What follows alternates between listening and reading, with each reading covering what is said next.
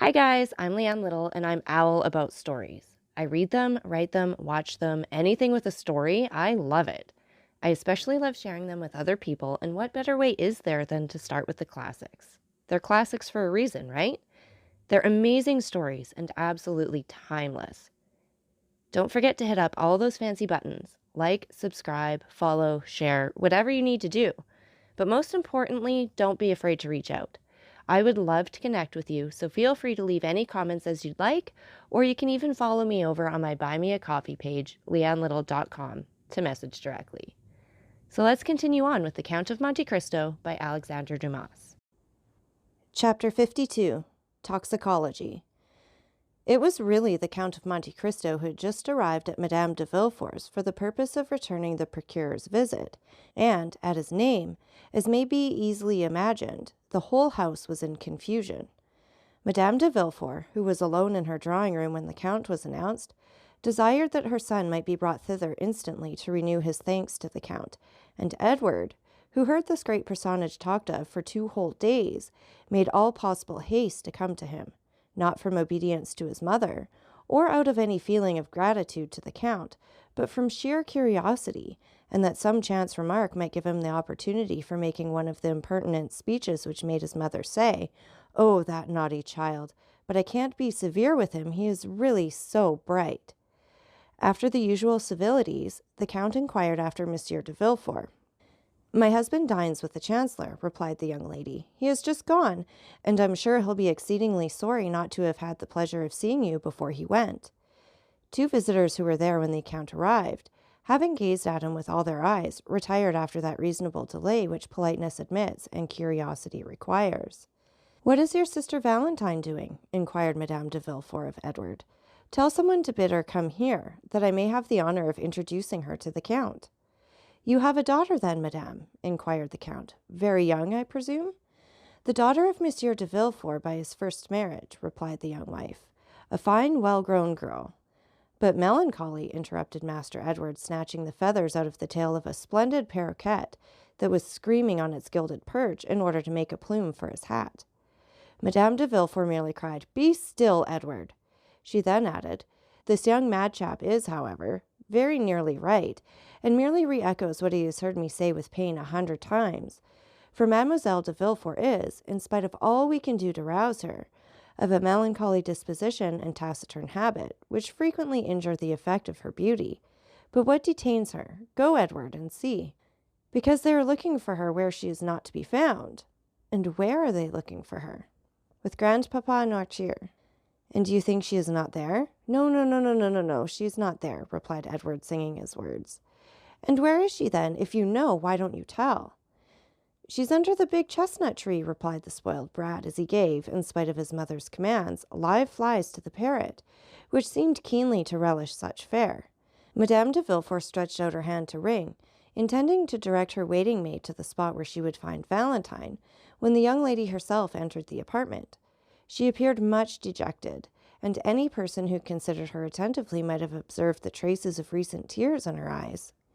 Valentine, whom we have in the rapid march of our narrative presented to our readers without formally introducing her, was a tall, graceful girl of 19, with bright chestnut hair, deep blue eyes, and that reposeful air of quiet distinction which characterized her mother. Her white and slender fingers, her pearly neck, her cheeks tinted with varying hues, reminded one of the lovely Englishwomen who have been so poetically compared in their manner to the gracefulness of a swan. She entered the apartment, and seeing near her stepmother the stranger of whom she had already heard so much, saluted him without any girlish awkwardness, or even lowering her eyes, and with an elegance that redoubled the Count's attention. He rose to return the salutation. "Mademoiselle de Villefort, my stepdaughter," said Madame de Villefort to Monte Cristo, leaning back on her sofa and motioning towards Valentine with her hand. "And Monsieur de Monte Cristo, King of China, Emperor of Cochin China," said the young imp, looking slyly towards his sister. Madame de Villefort at this really did turn pale, and was very nearly angry with this household plague who answered to the name of Edward.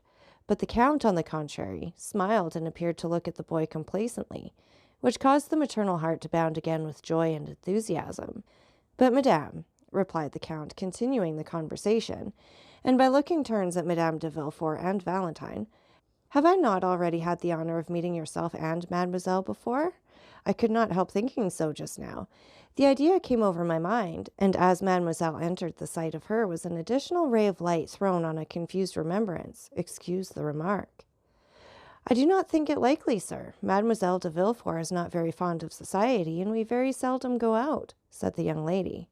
"Then it was not in society that I met with mademoiselle or yourself, madame, or this charming little merry boy. Beside, the Parisian world is entirely unknown to me, for, as I believe I told you, I have been in Paris but very few days. No, but perhaps you will permit me to call to mind— Stay!" The Count placed his hand on his brow as if to collect his thoughts. "No, it was somewhere away from here. It was— I do not know, but it appears this recollection is connected with a lovely sky and some religious fete. Mademoiselle was holding flowers in her hand. The interesting boy was chasing a beautiful peacock in a garden. And you, madame, were under the trellis of some arbor. Pray come to my aid, madame. Do not these circumstances appeal to your memory?" "No, indeed," replied Madame de Villefort. "And yet it appears to me, sir, that if I had met you anywhere, the recollection of you must have been imprinted on my memory." "Perhaps the Count saw us in Italy," said Valentine timidly. "Yes, in Italy. It was in Italy, most probably," replied Monte Cristo. "You have traveled then in Italy, mademoiselle?" "Yes, madame and I were there 2 years ago. The doctors, anxious for my lungs, had prescribed the air of Naples. We went by Bologna, Perugia, and Rome." "Ah, yes, true, mademoiselle," exclaimed Monte Cristo, as if this simple explanation was sufficient to revive the recollection he sought. "It was at Perugia on Corpus Christi Day in the garden of the Hotel des Postes, when chance brought us together, you, Madame de Villefort, and her son. I now remember having had the honor of meeting you." "I perfectly well remember Perugia, sir, and the Hotel des Postes, and the festival of which you speak," said Madame de Villefort. "But in vain do I tax my memory, of whose treachery I am ashamed, for I really do not recall to mind that I have ever had the pleasure of seeing you before." "It is strange, but neither do I recollect meeting with you," observed Valentine, raising her beautiful eyes to the Count. "But I remember it perfectly," interposed the darling Edward. "I will assist your memory, madame," continued the Count. "The day had been burning hot. You were waiting for horses, which were delayed in consequence of the festival. Mademoiselle was walking in the shade of the garden, and your son disappeared in pursuit of the peacock." "And I caught it, mamma, don't you remember?" interposed Edward. "And I pulled 3 such beautiful feathers out of his tail. You, madame, remained under the arbor. Do you not remember that while you were seated on a stone bench, and while, as I told you, Mademoiselle de Villefort and your young son were absent, you conversed for a considerable time with somebody?" "Yes, in truth, yes," answered the young lady, turning very red. "I do remember conversing with a person wrapped in a long woolen mantle. He was a medical man, I think."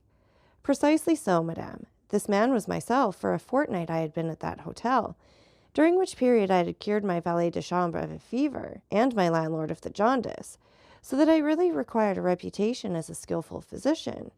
We discoursed a long time, madame, on different subjects. Of Perugino, of Raphael, of manners, customs, of the famous aqua tofana of which they had told you, I think you said, that certain individuals in Perugia had preserved the secret."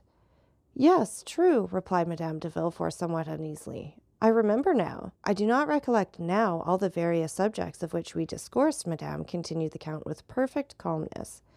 "But I perfectly remember that, falling into the error of which others entertained respecting me, you consulted me as to the health of Mademoiselle de Villefort." "Yes, really, sir, you were in fact a medical man," said Madame de Villefort, "since you had cured the sick. Molière or Beaucharmais would reply to you, madame, that it was precisely because I was not that I had cured my patients. For myself, I am content to say to you that I have studied chemistry and the natural sciences somewhat deeply, but still only as an amateur, you understand." At this moment the clock struck 6. "It is 6 o'clock," said Madame de Villefort, evidently agitated. "Valentine, will you not go and see if your grandpapa will have his dinner?" Valentine rose, and saluting the Count, left the apartment without speaking. "Oh, madame," said the Count, when Valentine had left the room, "was it on my account that you sent Mademoiselle de Villefort away?" "By no means," replied the young lady quickly. "But this is the hour when we usually give Monsieur Noirtier the unwelcome meal that sustains his pitiful existence. You are aware, sir, of the deplorable condition of my husband's father. Yes, madame, Monsieur de Villefort spoke of it to me. A paralysis, I think. Alas, yes, the poor old gentleman is entirely helpless. The mind alone is still active in this human machine, and that is faint and flickering, like the light of a lamp about to expire. But excuse me, sir, for talking of our domestic misfortunes. I interrupted you at the moment when you were telling me that you were a skillful chemist. No, madame, I did not say as much as that, replied the count with a smile. Quite the contrary. I have studied chemistry because, having determined to live in eastern climates, I have been desirous of following the example of King Mithridates. Mithridates Rex Ponticus, said the young scamp as he tore some beautiful portraits out of a splendid album, the individual who took cream in his cup of poison every morning at breakfast. Edward, you naughty boy, exclaimed Madame de Villefort, snatching the mutilated book from the urchin's grasp. You are positively past bearing. You really disturb the conversation. Go, leave us. Join your sister Valentine in dear Grandpapa Noirtier's room. The album, said Edward sulkily. What do you mean, the album? I want the album. How dare you tear out the drawings? Oh, it amuses me. Go. Go at once. I won't go unless you give me the album, said the boy, seating himself doggedly in an armchair, according to his habit of never giving way. Take it then, and pray disturb us no longer, said Madame de Villefort, giving the album to Edward, who then went towards the door, led by his mother. The count followed her with his eyes. Let's see if she shuts the door after him, he muttered. Madame de Villefort closed the door carefully after the child, the count appearing not to notice her. Then, casting a scrutinizing glance around the chamber, the young wife returned to her chair, in which she seated herself. Allow me to observe, madame, said the count, with that kind tone he could assume so well. You are really very severe with that dear, clever child. Oh, sometimes severity is quite necessary, replied Madame de Villefort, with all a mother's real firmness. It was his Cornelius Nepos that Master Edward was repeating when he referred to King Mithridates, continued the count. And you interrupted him in a quotation which proves that his tutor has by no means neglected him, for your son is really advanced for his years. The fact is, Count, answered the mother, agreeably flattered, he has great aptitude, and learns all that is set before him. He has but one fault. He is somewhat wilful. But really, on referring for the moment to what he said, do you truly believe that Mithridates used these precautions, and that these precautions were efficacious? I think so, madame, because I myself have made use of them, that I might not be poisoned at Naples, at Palermo, and at Smyrna. That is to say, on 3 several occasions, when, but for these precautions, I must have lost my life. And your precautions were successful? Completely so. Yes, I remember now your mentioning to me at Perugia something of this sort. Indeed, said the count with an air of surprise remarkably well counterfeited. I really did not remember. I inquired of you if poisons acted equally, and with the same effect, on men of the north as on men of the south, and you answered me that the cold and sluggish habits of the north did not present the same aptitude as the rich and energetic temperaments of the natives of the south. That is the case, observed Monte Cristo. I have seen Russians devour, without being visibly inconvenienced, vegetable substances which would infallibly have killed a Neapolitan or an Arab. And you really believe the result would be still more sure with us than the East, and in the midst of our fogs and rains, a man would habituate himself more easily than in a warm latitude to this progressive absorption of poison. Certainly, it being at the time perfectly understood that he should have been duly forfeited against the poison to which he had not been accustomed. Yes, I understand that. And how would you habituate yourself, for instance, or rather, how did you habituate yourself to it? Oh, very easily. Suppose you knew beforehand the poison that would be made use of against you. Suppose the poison was, for instance, brucine. Brucine is extracted from the false angostura, is it not? Inquired Madame de Villefort. Precisely, madame, replied Monte Cristo. But I perceive I have not much to teach you. Allow me to compliment you on your knowledge. Such learning is very rare among ladies. Oh, I am aware of that, said Madame de Villefort. But I have a passion for the occult sciences, which speak to the imagination like poetry, and are reducible to figures, like an algebraic equation. But go on, I beg of you. What you say interests me to the greatest degree. Well, replied Monte Cristo, suppose then that this poison was brucine, and you were to take 1 milligram the first day, 2 milligrams the second day, and so on. Well, at the end of 10 days, you would have taken a centigram. At the end of 20 days, increasing another milligram, you would have taken 300 centigrams, that is to say, a dose which you would support without inconvenience, and which would be very dangerous for any other person who had not taken the same precautions as yourself. Well then, at the end of a month, when drinking water from the same carafe, you would kill the person who drank with you, without your perceiving, otherwise than from slight inconvenience, that there was any poisonous substance mingled with this water. Do you know any other counter-poisons? I do not. I have often read, and read again, the history of Mithridates, said Madame de Villefort in a tone of reflection, and had always considered it a fable. No, madame, contrary to most history, it is true. But what you tell me, madame, what you inquire of me, is not the result of a chance query. For 2 years ago you asked me the same questions, and said then that for a very long time this history of Mithridates had occupied your mind. True, sir.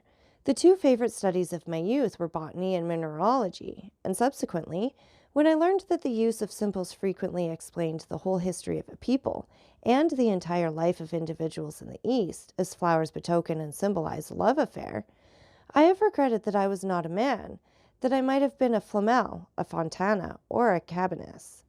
And the more, madame, said Monte Cristo, as the Orientals did not confine themselves, as did Mithridates, to make a cuirass of his poisons, but they also made them a dagger. Science becomes, in their hands, not only a defensive weapon, but still more frequently an offensive one. The one serves against all their physical sufferings, the other against all their enemies. With opium, belladonna, brucea, snakewood, and the cherry laurel, they put to sleep all who stand in their way. There's not one of those women, Egyptian, Turkish, or Greek, whom here you call good women, who do not know how, by means of chemistry, to stupefy a doctor, and in psychology to amaze a confessor. Really? Said Madame de Villefort, whose eyes sparkled with strange fire at this conversation. Oh, yes, indeed, madame, continued Monte Cristo. The secret dramas of the East begin with a love philtre and end with a death potion, begin with paradise and end with hell. There are as many elixirs of every kind as there are caprices and peculiarities in the physical and moral nature of humanity, and I will say further, the art of these chemists is capable with the utmost precision to accommodate and proportion the remedy and the bane to yearnings for love or desires for vengeance. But, sir, remarked the young woman, these Eastern societies, in the midst of which you have passed a portion of your existence, are as fantastic as the tales that come from their strange land. A man can easily be put out of the way there. Then it is, indeed, the Baghdad and Bassora of the 1001 Nights. The sultans and viziers who rule over society there, and who constitute what in France we call the government, are really Harun al-Rashids and Giafars, who not only pardon a poisoner, but even make him a prime minister, if his crime has been an ingenious one, and who, under such circumstances, have the whole story written in letters of gold to divert their hours of idleness and ennui. By no means, madame, the fanciful exists no longer in the East. There, disguised under other names, and concealed under other costumes, are police agents, magistrates, attorneys general, and bailiffs. They hang, behead, and impale their criminals in the most agreeable possible manner. But some of these, like clever rogues, have contrived to escape human justice and succeed in their fraudulent enterprises by cunning stratagems. Amongst us a simpleton, possessed by the demon of hate or cupidity, who has an enemy to destroy or some near relation to dispose of, goes straight to the grocers or druggists, gives a false name, which leads more easily to his detection than his real one, and under the pretext that the rats prevent him from sleeping, purchases 5 or 6 grams of arsenic. If he is really a cunning fellow, he goes to 5 or 6 different druggists or grocers, and thereby becomes only 5 or 6 times more easily traced. Then, when he has acquired his specific, he administers duly to his enemy, or near kinsman, a dose of arsenic which would make a mammoth or mastodon burst, and which, without rhyme or reason, makes his victim utter groans which alarm the entire neighborhood. Then arrive a crowd of policemen and constables. They fetch a doctor, who opens the dead body and collects from the entrails and stomach a quantity of arsenic in a spoon. Next day, 100 newspapers relate the fact, with the name of the victim and the murderer. The same evening, the grocer or grocers, druggist or druggists, come and say, "It was I who sold the arsenic to the gentleman," and rather than not recognize the guilty purchaser, they will recognize 20. Then the foolish criminal is taken, imprisoned, interrogated, confronted, confounded, condemned, and cut off by the hamper's steel. Or, if she be a woman of any consideration, they lock her up for life. This is the way in which you Northerns understand chemistry, madame. Derues was, however, I must confess, more skillful. "What would you have, sir?" said the lady, laughing. "We do what we can. All the world has not the secret of Medicis or the Borgias." "Now," replied the Count, shrugging his shoulders, "shall I tell you the cause of all these stupidities? It is because, at your theatres, by what I at least could judge by reading the pieces they play, they see persons swallow the contents of a vial or suck the button of a ring and fall dead instantly. 5 minutes afterward the curtain falls and the spectators depart. They are ignorant of the consequences of the murder. They see neither the police commissary with his badge of office nor the corporal with his 4 men, and so the poor fools believe that the whole thing is as easy as lying. But go a little way from France, go to either Aleppo or Cairo, or only to Naples or Rome, and you will see people passing by you in the streets. People erect, smiling, and fresh-colored, of whom Asmodeus, if you were holding on by the skirt of his mantle, would say, 'That man was poisoned 3 weeks ago. He will be a dead man in a month.'" "Then," remarked Madame de Villefort, "they have again discovered the secret of the famous aqua tofana that they said was lost at Perugia." "Ah, but madame, does mankind ever lose anything? The arts change about and make a tour of the world. Things take a different name, and the vulgar do not follow them, that is all. But there is always the same result. Poisons act particularly on some organ or another.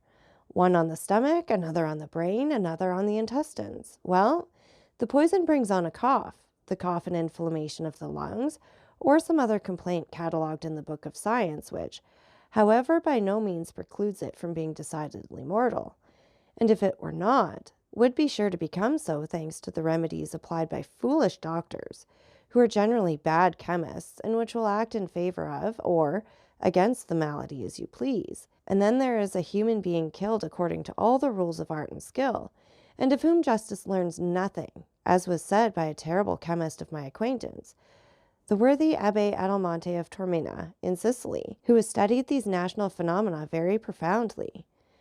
"It is quite frightful, but deeply interesting," said the young lady, motionless with attention. "I thought, I must confess, that these tales were inventions of the Middle Ages." "Yes, no doubt, but improved upon by ours. What is the use of time, rewards of merit, medals, crosses, Monthyon prizes, if they do not lead society toward a more complete perfection? Yet man will never be perfect unless he learns to create and destroy.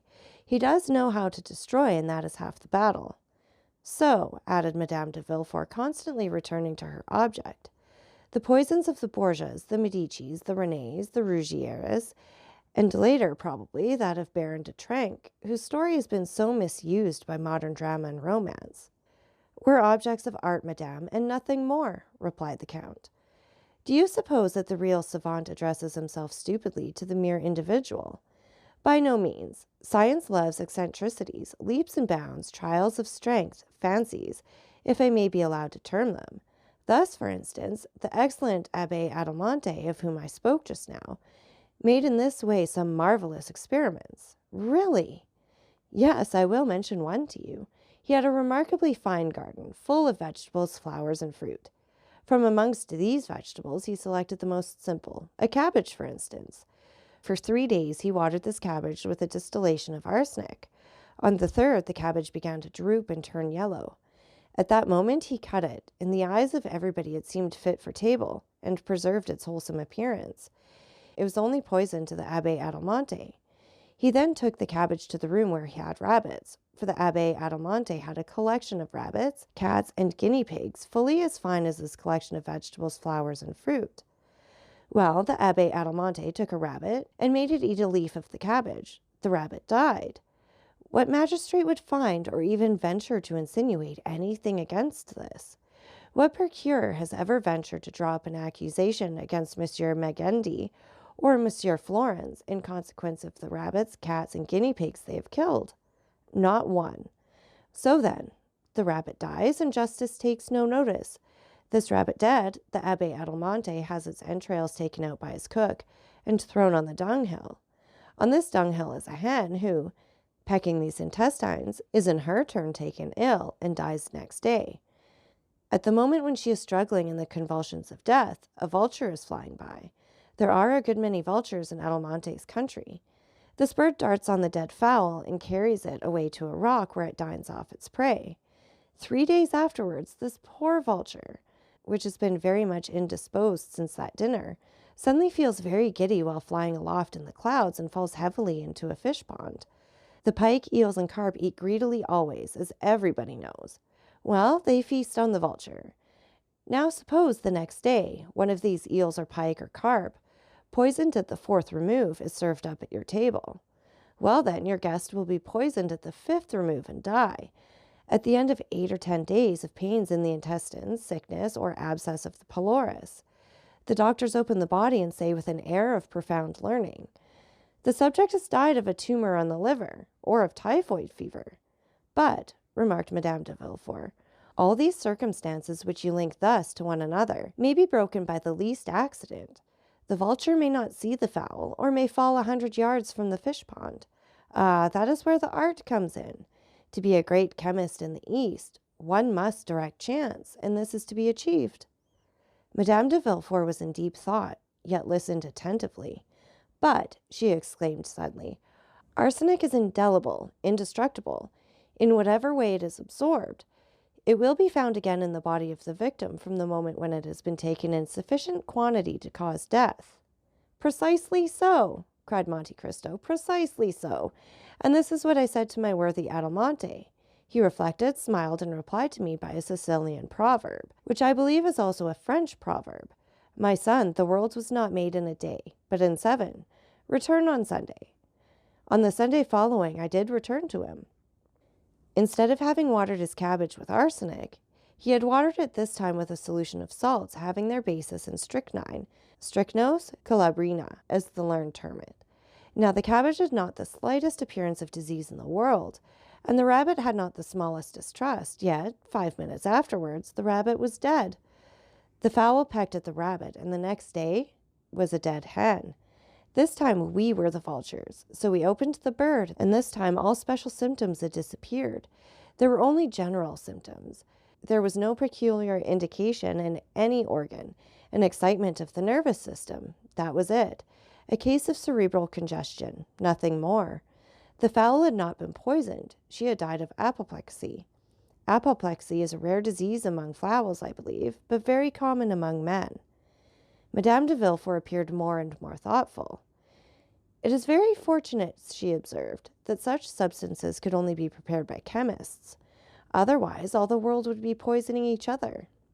By chemists and persons who have a taste for chemistry, said Monte Cristo carelessly. And then, said Madame de Villefort, endeavoring by a struggle and with effort to get away from her thoughts, however skillfully it is prepared, crime is always crime, and if it avoid human scrutiny, it does not escape the eye of God. The Orientals are stronger than we are in cases of conscience, and, very prudently, have no hell. That is the point. Really, madame, this is a scruple which naturally must occur to a pure mind like yours, but which would easily yield before sound reasoning. The bad side of human thought will always be defined by the paradox of Jean-Jacques Rousseau, you remember, the mandarin who is killed 500 leagues off by raising the tip of the finger.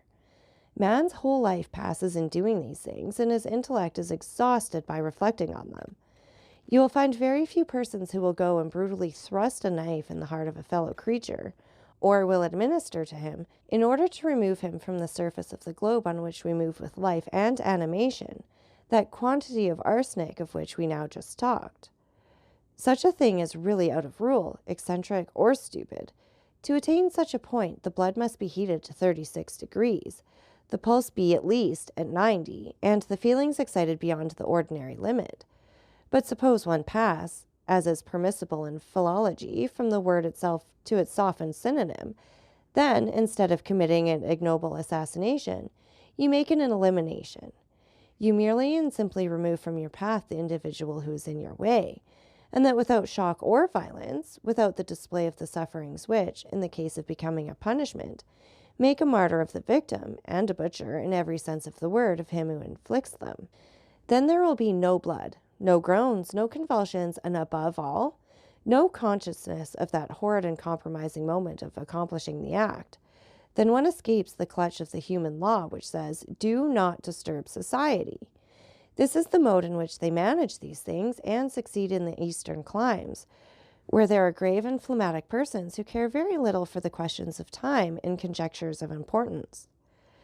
Yes, conscience remains, remarked Madame de Villefort in an agitated voice and with a stifled sigh. Yes, answered Monte Cristo. Happily, yes, conscience does remain. And if it did not, how wretched would we be?